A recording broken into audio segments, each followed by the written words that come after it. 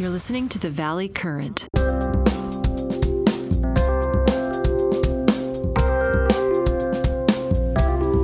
Hey, Bernie, how you doing? Doing fine. Thank you, Jack. You're so lucky to have Marren take care of all the logistics for you.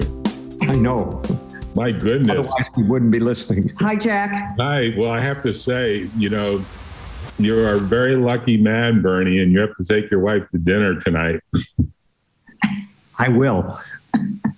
The funny coincidence about you sending me that article is I had read it on Friday, and I said to a bunch of lawyers, we should do a little podcast because I've got this podcast I run that talks about things that are happening in the legal environment.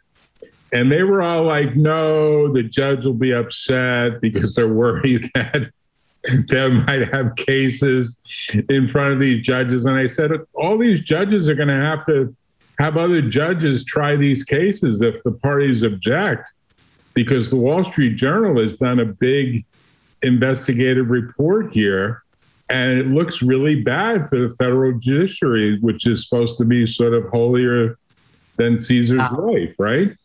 Right. I mean, to me, it kind of has a smell factor.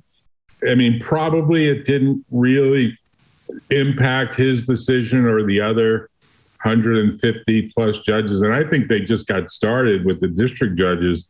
They're going to go to the appellate judges next. And then from there, they're going to go to the Supreme Court. And it's going to be really interesting what sort of train wreck happens, because the federal statute was very strict. You're not even supposed to have one share. Like, you're supposed to have zero. You're supposed to have like zero investments in any company that's before you, or you have to get a sort of a signed waiver. Mm-hmm. Right? And part of the problem here is I think a lot of folks have other people managing their investments. And even though they're the beneficiaries of the investment, they don't really know what's going on. Mm-hmm. It's an interesting problem, because I know he's a hardworking judge, and yet he's probably a millionaire, or really a multimillionaire, I'm sure, when you add up all the investments that he has through his wife's trust. And so I'm sure he doesn't have to work per se for a living. I'm sure he could retire. So there's an argument that he's doing all this stuff sort of on a pro bono basis, mm-hmm. just to sort of serve the public. I mean, they get a pretty decent pension too once they put in 20 or so years. The federal pension is pretty good for federal judges, and they get unlimited health care. Like, there's a really good health care plan. So I know people who do that, and then they go off and become mediators after they serve for 20 years. They mm-hmm. sort of, quote, retire into dispute resolution organization like JAMS or ADR Systems or AAA, American Arbitration Association. And they make pretty good money doing that. And then they sort of stay involved. So that's interesting. Which case? Was it one of the Opti cases that you had in front of Gilstrap? Yes. It was one of the, and you had a pretty active docket of cases though, right? When you were doing that Opti enforcement campaign, more than one case? Yes. And you were like the most successful person earliest in time, if you ask me, Bernie. Right? Well, probably, but I'm not sure. I think I was early, but I don't know how, if there was anybody earlier. Yeah, you were one of the earliest people, and you were one of the few people, as I recall, that did everything sort of on a cash hourly basis. So you didn't have litigation lenders, you didn't have contingency lawyers.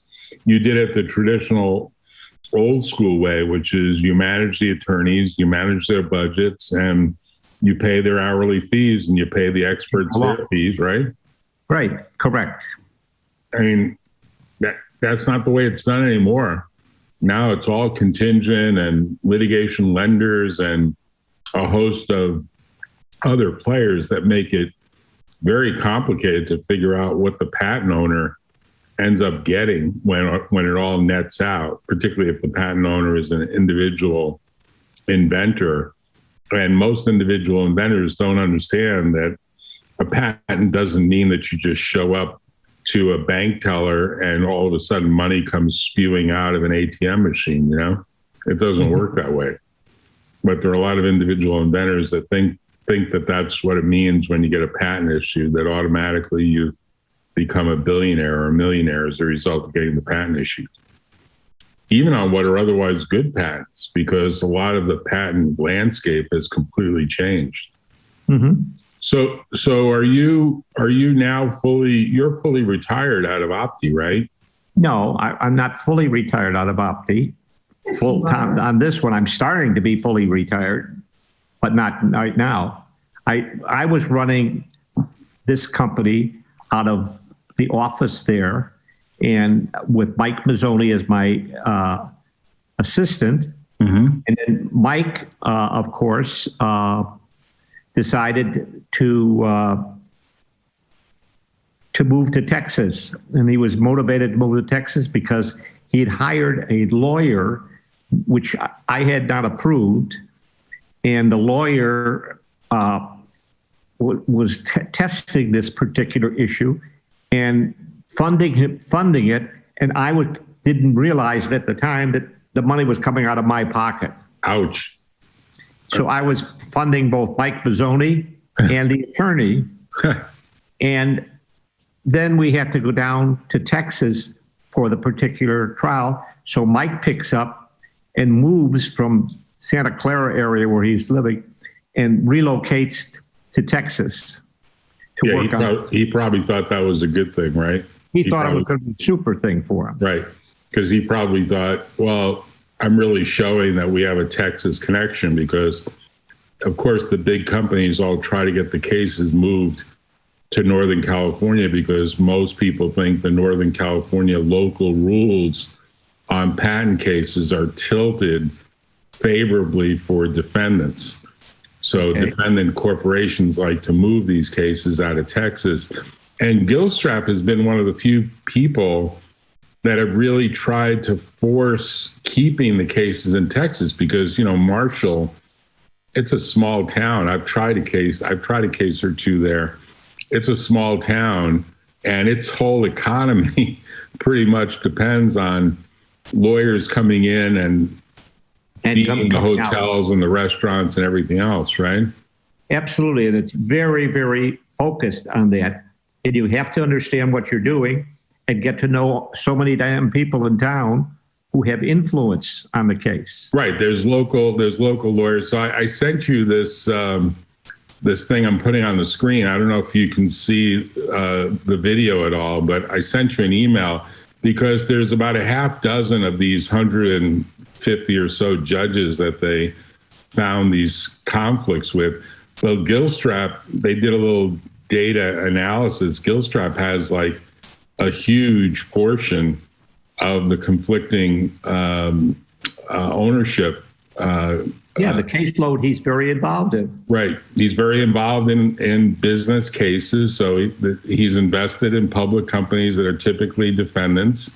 Mm-hmm. And, I always thought of him as to be honest, I always thought of him as more of a pro plaintiff lawyer. So that's the part of the Wall Street Journal article that I didn't think was very fair to him.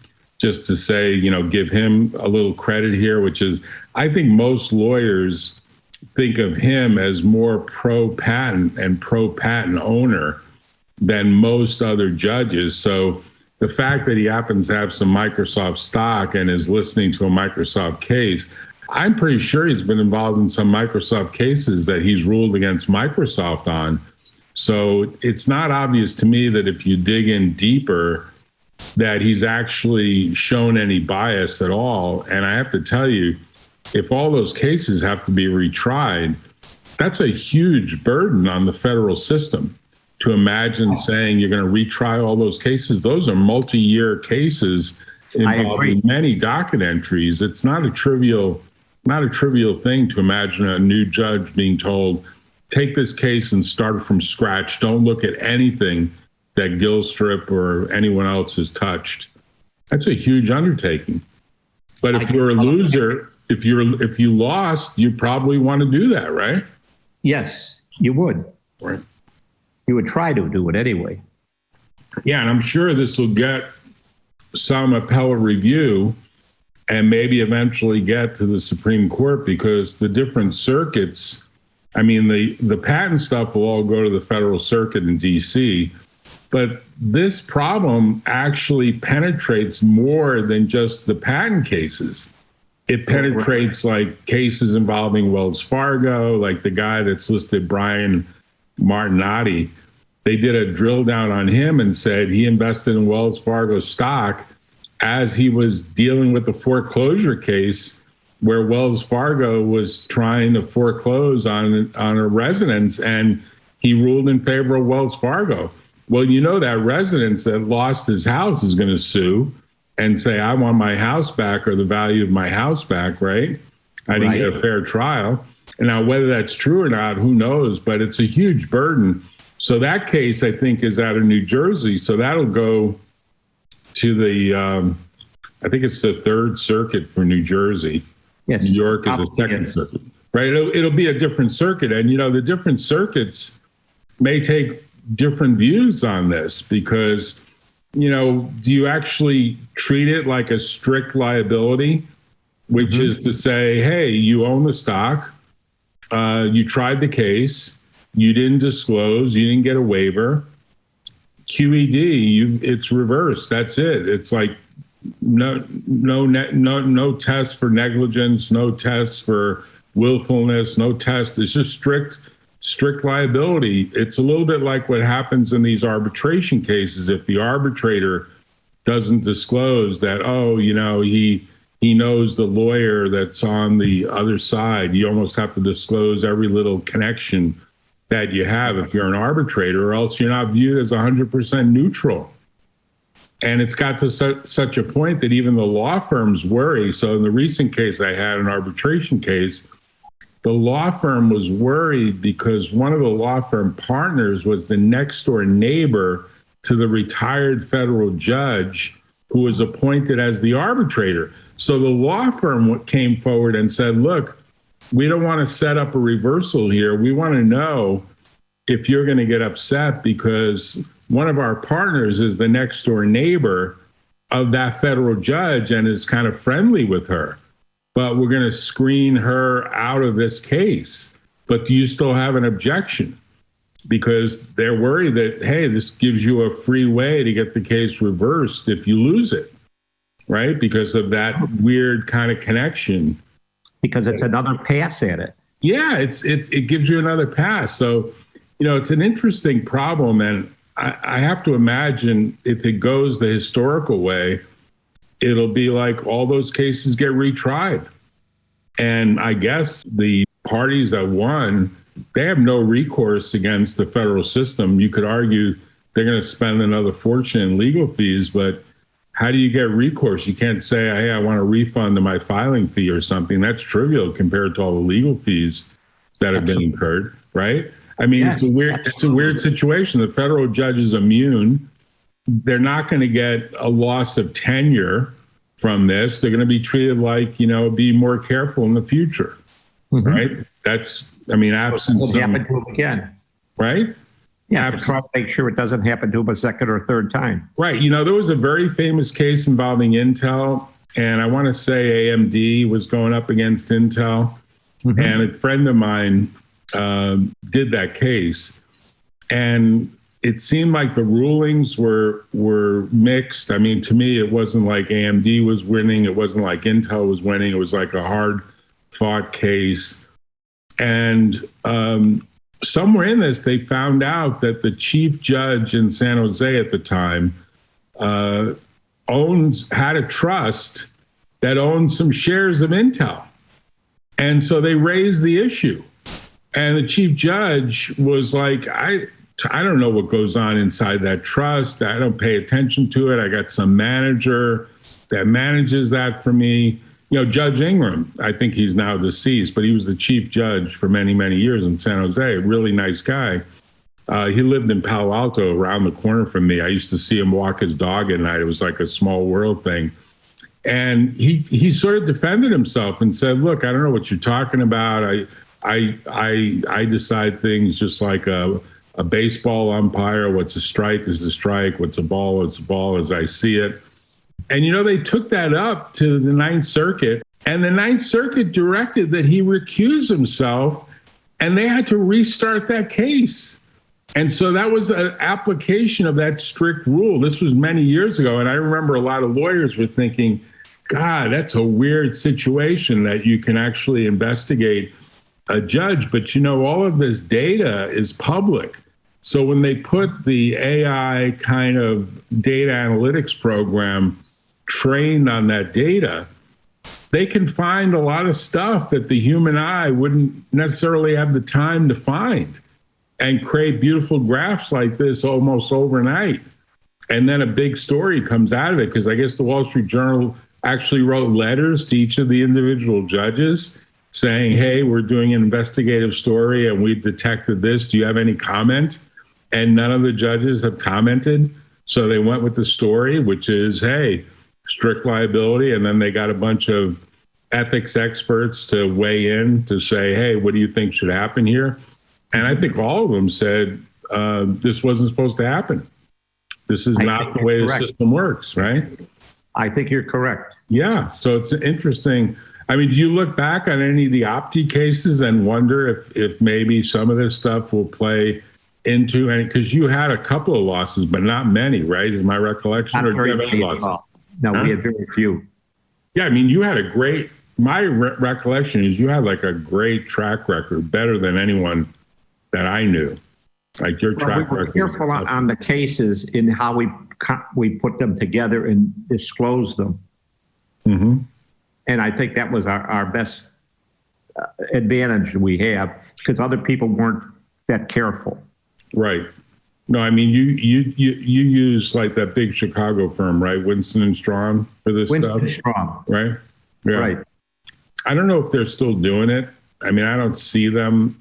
I don't see them on a lot of cases, but the world in patents and patent enforcement has really radically changed since the America Invents Act from roughly 20 years ago. The America Invents Act, well, maybe it went into force 10 years ago, but it got legislated like 20 years ago. And with all of these IPR reviews, these patent reviews that happen in the patent office while a case is pending, so the validity of the patent is almost decided separately from the jury trial. Absolutely. The jury, the whole thing is now like multifaceted defenses, because it's up for grabs. It's up for grabs. The defendants can win in the patent office again. They can win in the district court. They can win in the court of appeal. I mean, there's so many hurdles. When you see some of these outcomes where finally someone wins a case, you're like, wow. So 7 years, 8 years later, the case has been stayed while an IPR is going on. I mean, it's a whole different world since the AIA. So it would be interesting to see the follow-up, how many litigants actually end up challenging some of this stuff and going back into a different district judge, because how do you remove from the new district judge the fact that they know what the outcome is? I mean, you're really going to tell them, don't look at that file? Like somehow they're not going to look at, well, what was the history here? I mean, how do you stop them? Yeah, how do you stop them? Right. It's an open filing system. You can't say to them, shut your eyes to all that history. The reality is the very first thing they're going to ask is what happened? Did you win in front of the jury, lose in front of the jury? Did you get to a jury? Was there summary judgment? Were there Markman rulings that went against you? None of those judges want to redo this work. I mean, that's just viewed like plowing ground that's been plowed before, right? Correct. It's too much work for them.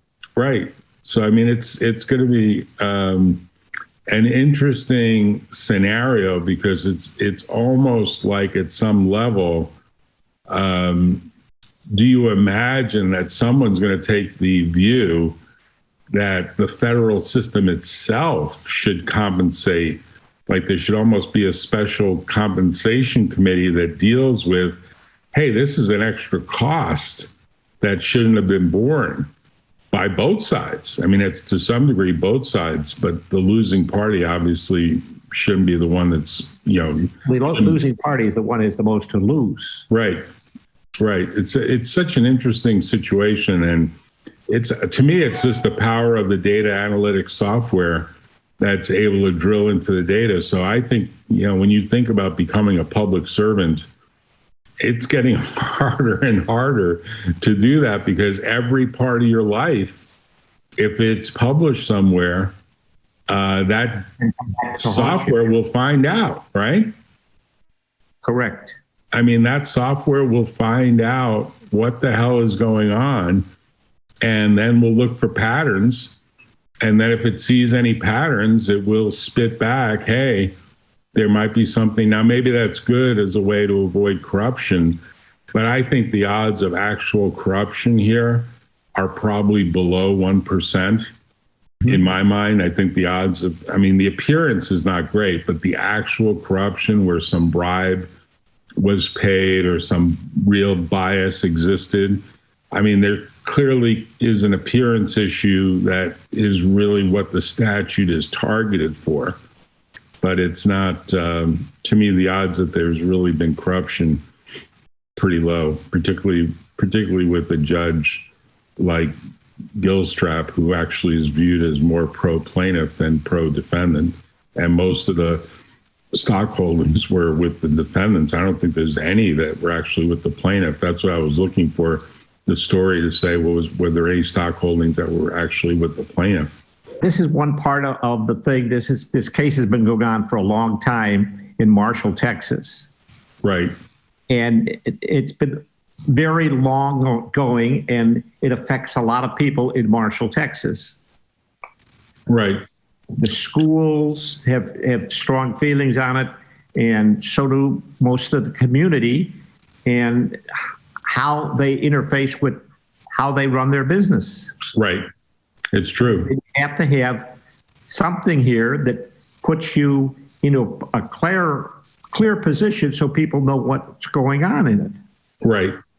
And if you don't do that, it's up for grabs. Yeah. Do you know there's a bunch of local lawyers that all they do is local counsel work? Yes. Both for plaintiffs and defendants. And that's all they do all day long. Like, that's basically their full-time role. They don't really do anything else.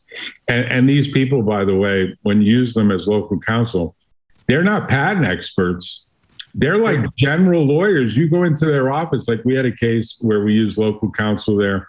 And I remember going into their office to have a meeting, and they were delayed because they were getting a will signed from one of their clients, needed a will drafted and signed. So we were like 4 or 5 lawyers waiting for the conference to say, well, you can't go in there right now. Mr. Smith is having a will signing with 3 witnesses. And I was like, he does wills and trusts. He does everything.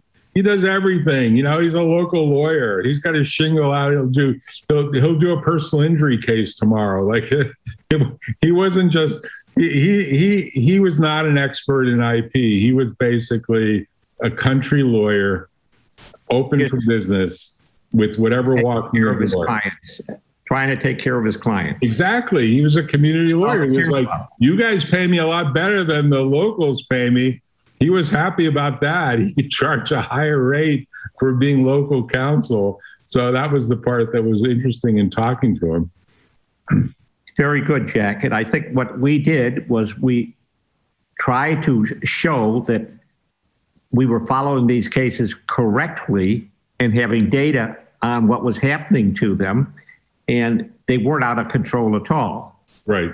But we went through many a day in court in Marshall, Texas, going through all kinds of minute details on these cases. It would take days and days and days.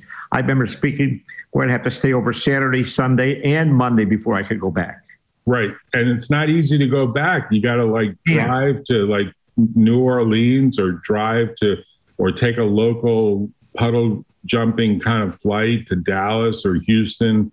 It was not that easy to get to Marshall, Eastern District. No, it's a very difficult place to get to. Most of those local lawyers all have their own jets, their own planes. Yes, would say, and they have places they know exactly where to stay. Exactly. Yeah. Around there, and if you don't, you're out in in the rain. Yeah, you're out in the boondocks. And they have, just to complete the story, because I have to connect the dots on this because you'll get a kick out of it, and I'll send you the link. They have like an annual 4th of July red ant parade because the red ants all come out in the summer, and they're popular for having like this community parade. And then a lot of the lawyers will like give donations to the community to support the parade, which supports the schools in Marshall. And this came out in a hyperbole of a TV program that's by this, about this jury expert. The guy's name, they call the program Bull. The guy's last name is Dr. Bull. He's a psychologist, PhD, that analyzes juries. It's still running. The show is still running. But there's an episode that's targeted at Marshall, Texas, and sort of what a local place it is that sort of the patent cases have all gravitated to.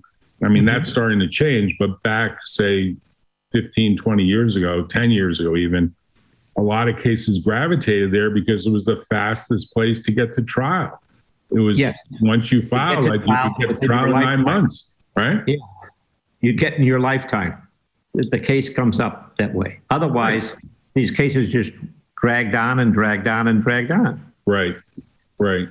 So that's what we've been doing, and limiting what we're doing with what we're doing, and making sure that it's all documented on these cases. And that's why I sent you that article from the Wall Street Journal that they were talking about what a monumental problem this is. Thank you for sending that, Bernie. We have to have lunch next month. I'll send you an email when I'm around, and I'd love to. We'll get set for lunch. I want to ask you one last question. Do you miss the hydrogen car at all? Because you were really avant-garde with that Toyota. You know, I do miss it very much, but the problem is they could not provide enough hydrogen to keep the car running.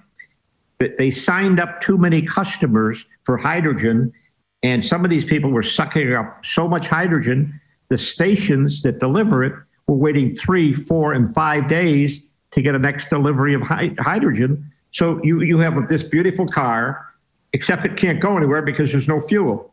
Right. I thought your car was great. I remember when you first got it, you took me for a ride, that Toyota Mirai, which is a Japanese word for the future.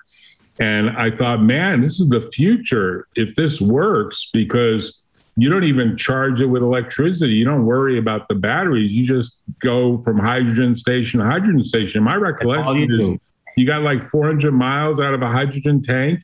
400 miles. And then the other thing is, at the end of the year, since you don't use petrol, gasoline, they give you money to pay your taxes for mileage.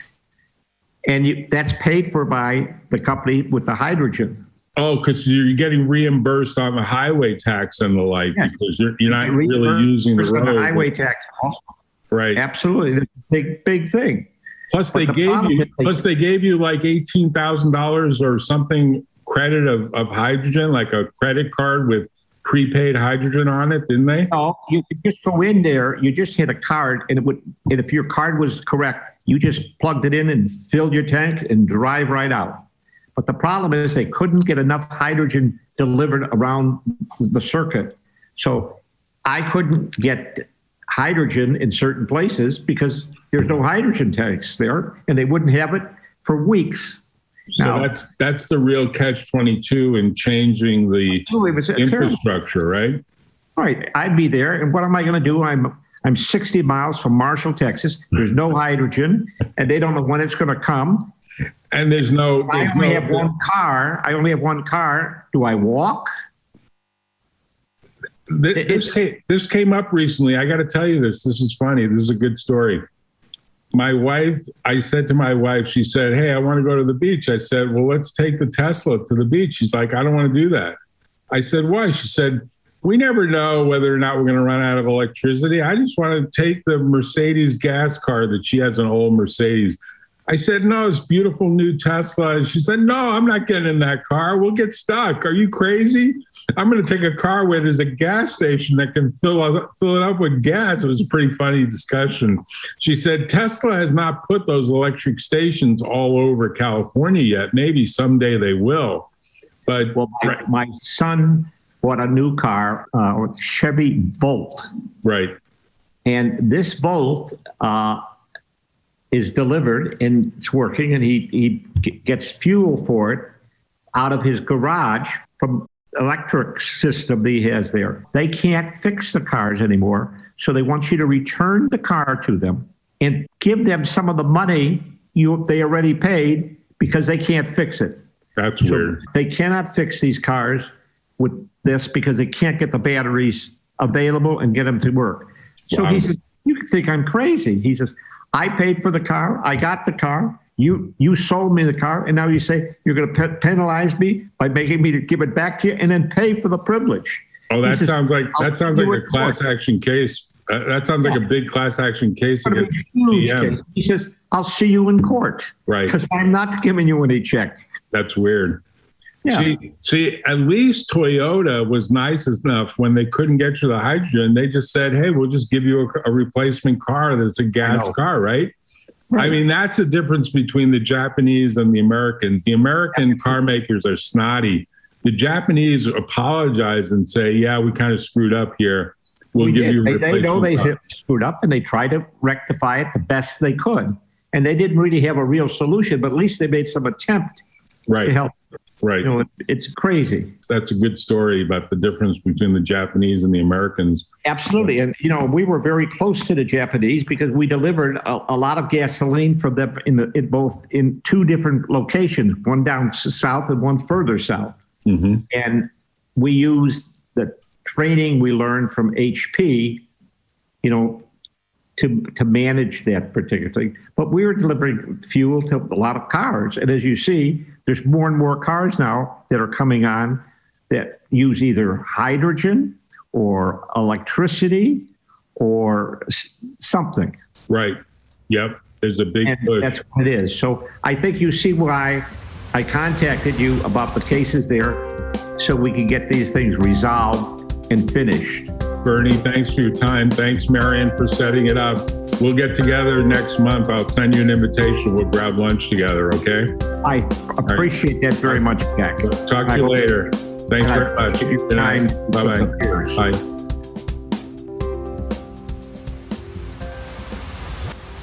Tune in next time on The Valley Current.